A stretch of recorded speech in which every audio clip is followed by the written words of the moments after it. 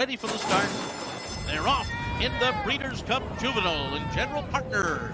And the best start and goes out to the front.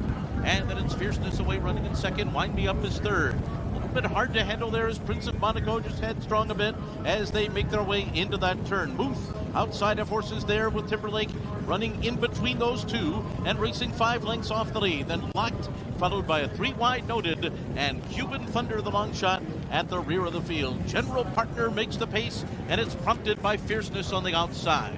And these two complete a quarter in 23.25 seconds. Break of another 2 to Muth running along in third. Right outside of stablemate Wind Me Up.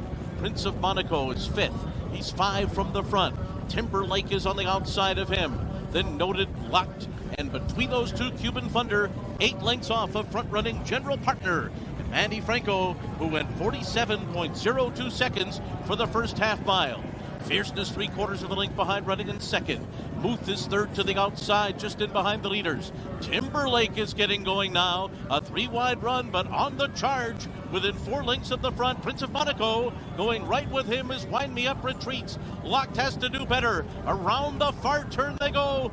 Fierceness grabs the lead. Muth right up alongside. General Partner gives way and is back into third. And they're into the stretch. And it's Fierceness and Muth. The two of them turning for home with Fierceness in front. Fierceness is opened up here to a 2-length lead. Muth is second, then Timberlake down the outside, but it is going to be Fierceness and John Velasquez. Oh, they're running away. Fierceness, a powerhouse win. And then it was Muth, a late close from Locked. Timberlake was fourth, but what a performance by Rapoli by Fierceness. Told you we'd be seeing a lot of Mike Rapoli over the next couple of days here.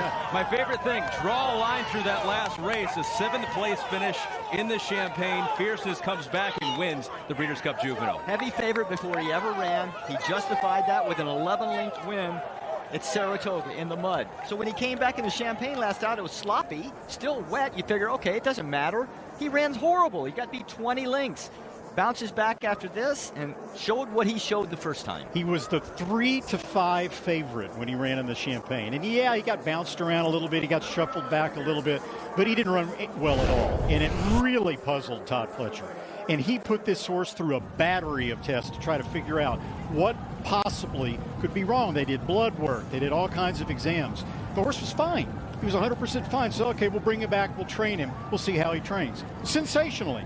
He trained like nothing had ever happened in the Champagne. So Todd is like, well, what to do? We might as well just pretend like the Champagne didn't happen and press on to the Breeders' Cup and see if he rebounds. So, whoops, Irad Ortiz, who'd been riding him, chose to ride Noted in here. Whoops, whoops. That's puzzling on paper. John Velasquez gets them out. Yes. His second juvenile win. He won aboard Uncle Mo back in 2010, did John Velasquez.